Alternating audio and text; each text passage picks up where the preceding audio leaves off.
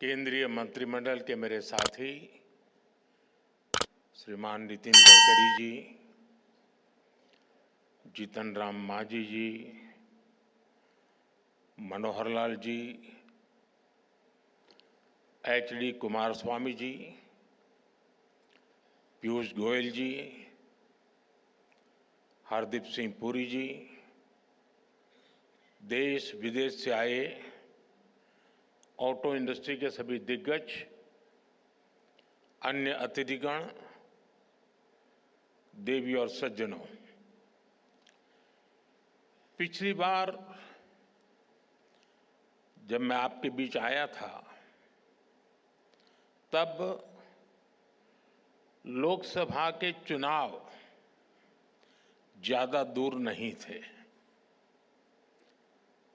उस दौरान मैंने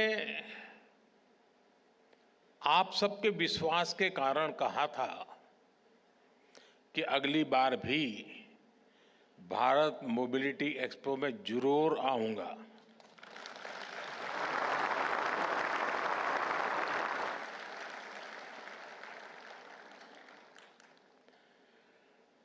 देश ने तीसरी बार हमें आशीर्वाद दिया। आप सभी ने एक बार फिर मुझे यहां बुलाया। मैं आप सबका आभार व्यक्त करता हूं। साथियों, मुझे खुशी है कि इस वर्ष भारत मोबिलिटी एक्सपो का दायरा काफी बढ़ गया है। पिछले साल 800 से ज्यादा एग्जीबिटर्स ने हिस्सा लिया। 1.5 लाख से ज्यादा लोगों ने विजिट किया। इस बार भारत मंडपम के साथ साथ द्वारका के अशोभूमि और ग्रेटर नोएडा के इंडिया एक्सपो सेंटर में भी ये एक्सपो चल रहा है। आने वाले 5-6 दिनों में बहुत बड़ी संख्या में लोग यहां आएंगे। अनेक नई गाड़ियां भी यहां लॉन्च होने वाली हैं। ये दिखाता है कि भारत में मोबिलिटी के फ्यूचर को लेकर कितनी पॉजिटिविटी है। यहां कुछ एग्जीबिशंस में विजिट करने, उन्हें देखने का अवसर अभी मुझे मिला। भारत की ऑटोमोटिव इंडस्ट्री फैंटास्टिक भी है और फ्यूचर रेडी भी है। मैं आप सभी को अपनी बहुत बहुत शुभकामनाएं देता हूं।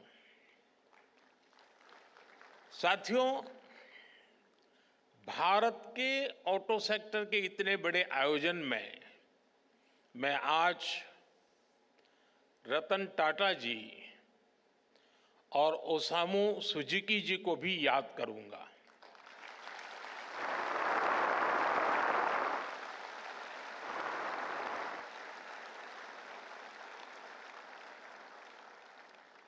भारत के ऑटो सेक्टर की ग्रोथ में मिडिल क्लास के सपने को पूरा करने में इन दोनों महानुभावों का बहुत बड़ा योगदान रहा है।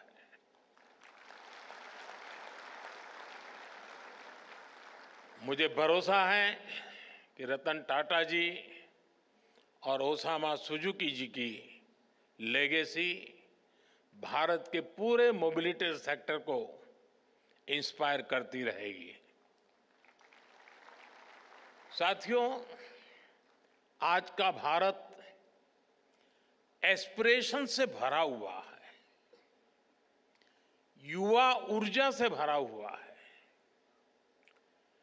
यही एस्पिरेशंस हमें भारत की ऑटोमोटिव इंडस्ट्री में दिखाई देती हैं। बीते साल में भारत की ऑटो इंडस्ट्री करीब 12% की ग्रोथ से आगे बढ़ी है। Make in India, make for the world के मंत्र पर चलते हुए अब एक्सपोर्ट भी बढ़ रहा है। इतनी तो दुनिया के कई देशों की पॉपुलेशन नहीं है जितनी हर साल भारत में गाड़ियां बिक रही हैं। एक साल में करीब 2.5 करोड़ गाड़ियां बिकना ये दिखाता है कि भारत में डिमांड लगातार कैसे बढ़ रही है। ये दिखाता है कि जब मोबिलिटी के फ्यूचर की बात आती है तो भारत को क्यों इतनी उम्मीदों के साथ देखा जा रहा है। साथियों, भारत आज दुनिया की 5वीं बड़ी इकोनॉमी है और पैसेंजर व्हीकल मार्केट के रूप में देखें तो हम दुनिया में नंबर 3 पर है। आप कल्पना कीजिए कि जब भारत दुनिया की टॉप 3 इकोनॉमी में शामिल होगा तब हमारा ऑटो मार्केट कहां होगा। विकसित भारत की यात्रा मोबिलिटी सेक्टर के भी अभूतपूर्व ट्रांसफॉर्मेशन की कई गुना विस्तार की यात्रा होने वाली है।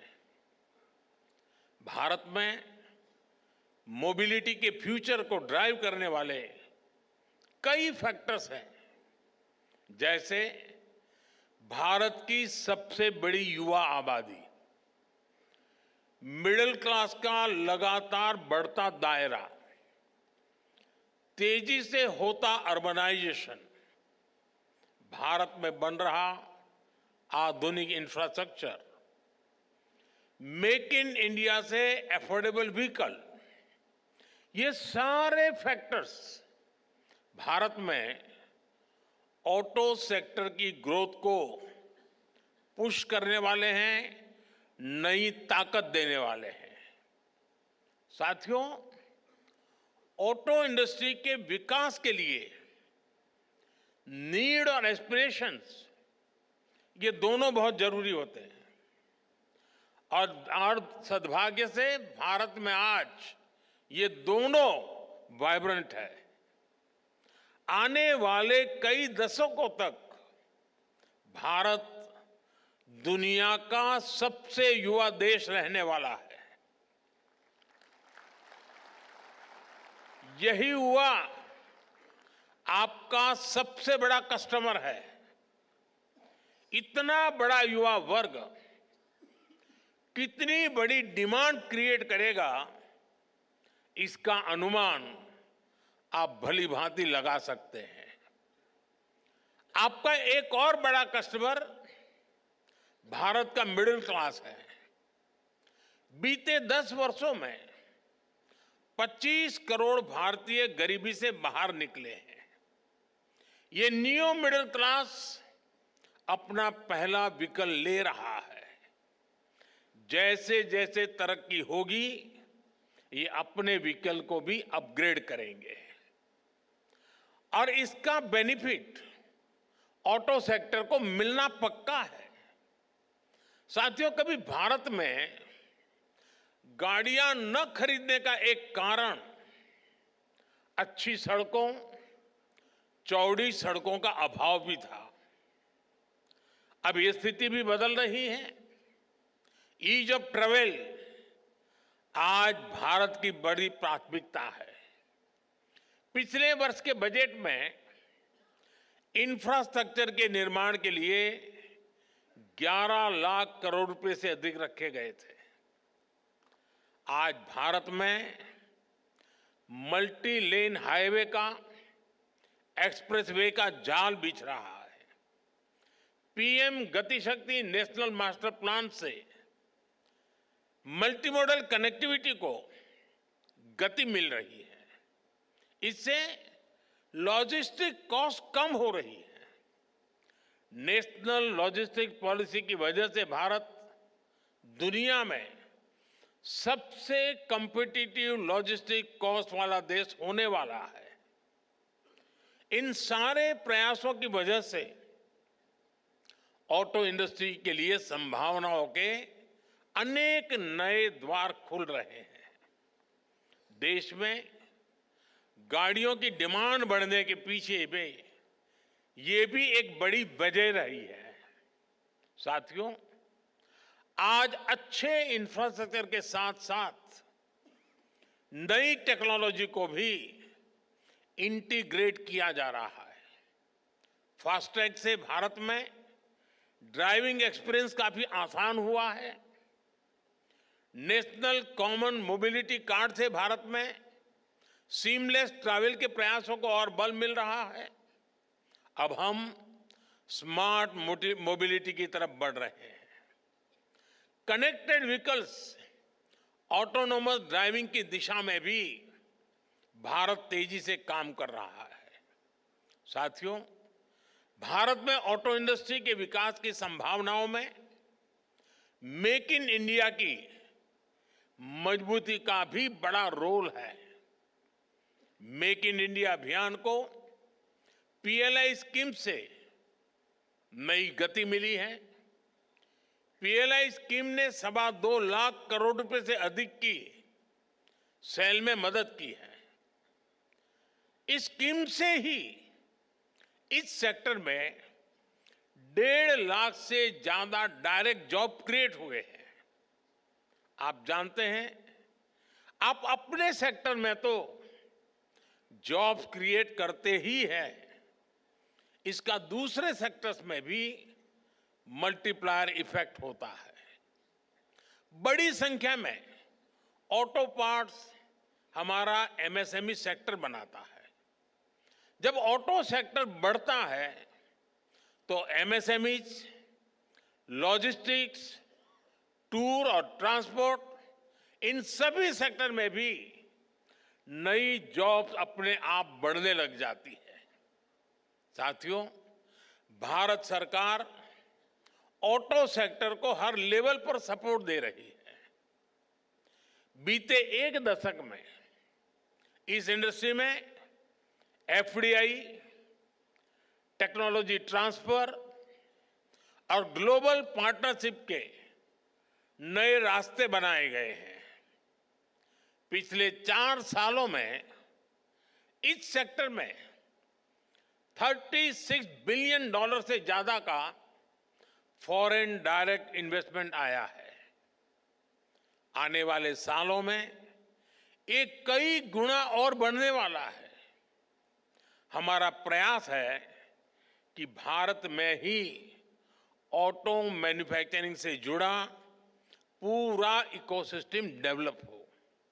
साथियों, मुझे याद है, मैंने मोबिलिटी से जुड़े कार्यक्रम में 7C के विजन की चर्चा की थी।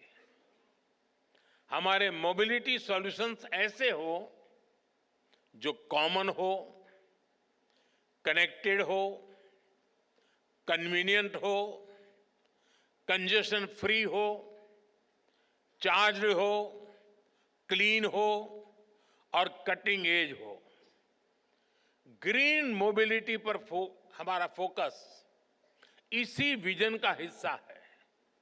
आज हम एक ऐसे मोबिलिटी सिस्टम के निर्माण में जुटे हैं जो इकोनॉमी और इकोलॉजी दोनों को सपोर्ट करे।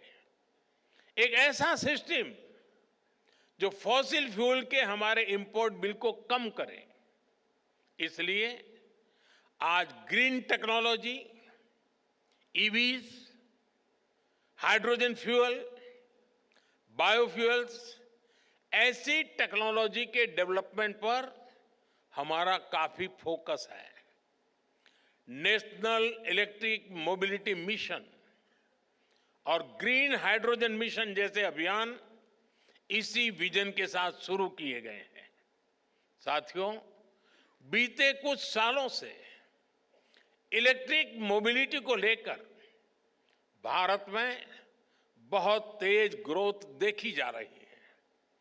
बीते दशक में इलेक्ट्रिक व्हीकल की बिक्री में 640 गुना की वृद्धि हुई है। 640 गुना। 10 साल पहले जहां एक साल में सिर्फ 2600 के आसपास इलेक्ट्रिक व्हीकल बिके थे, वर्ष 2024 में 16,80,000 से ज्यादा व्हीकल बिके हैं।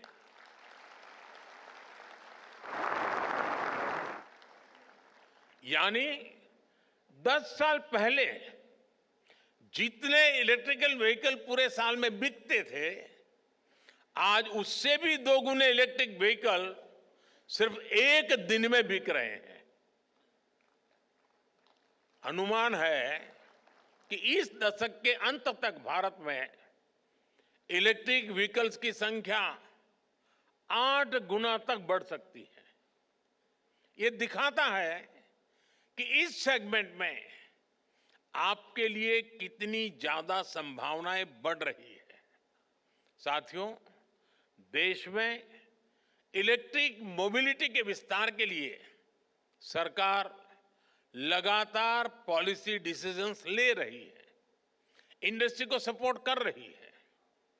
5 साल पहले फेम 2 स्कीम शुरू की गई थी।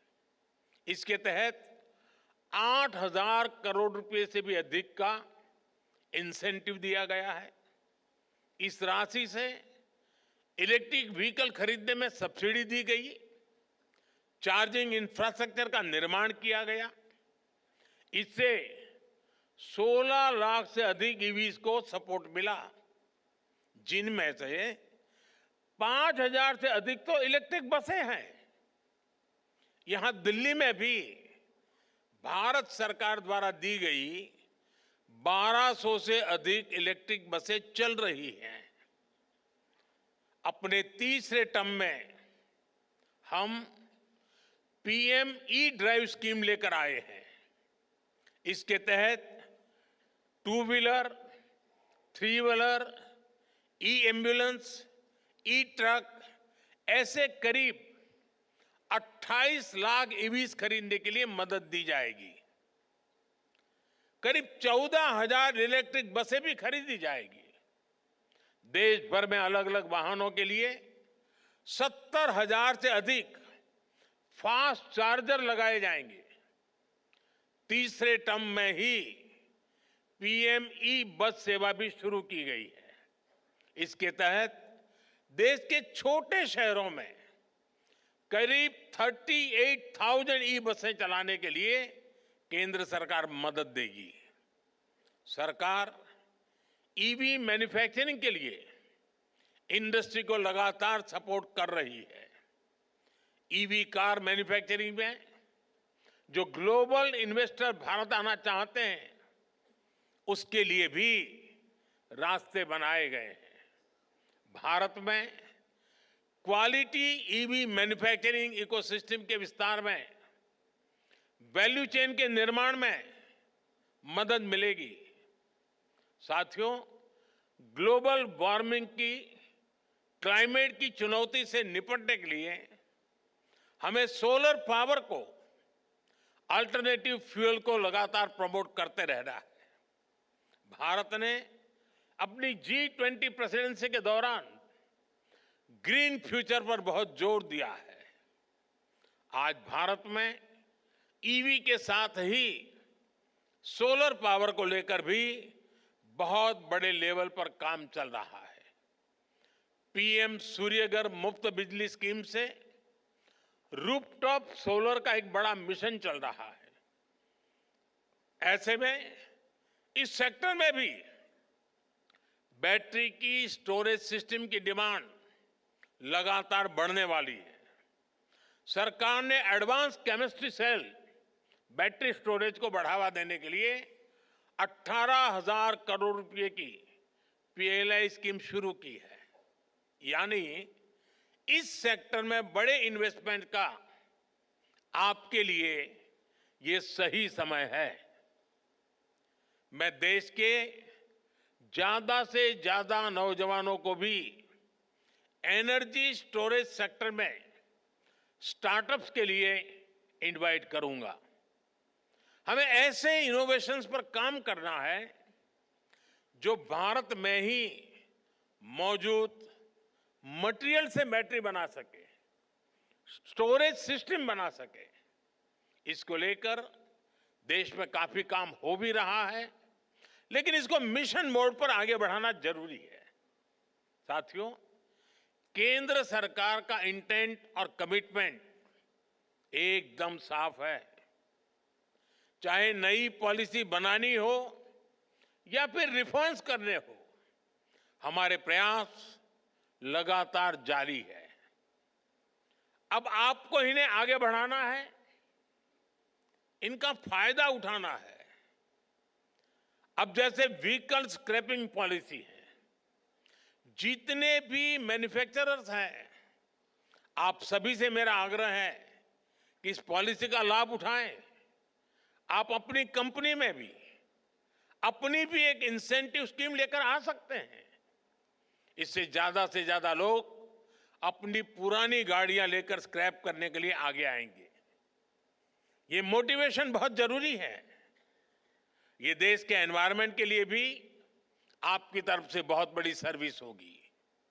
साथियों, ऑटोमोटिव इंडस्ट्री इनोवेशन ड्रिवन है, टेक्नोलॉजी ड्रिवन है। इनोवेशन हो, टेक हो, स्किल हो या फिर डिमांड, आने वाला समय ईस्ट का है, एशिया का है, भारत का है।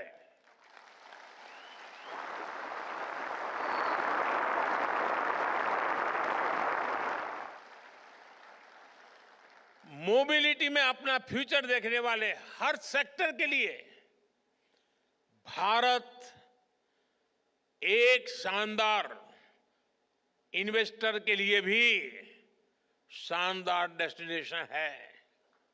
मैं आप सभी को फिर विश्वास दिलाता हूं, सरकार हर तरह से आपके साथ है।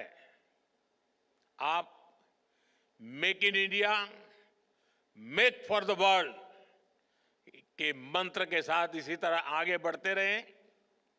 आप सभी को फिर से बहुत बहुत शुभकामनाएं। धन्यवाद।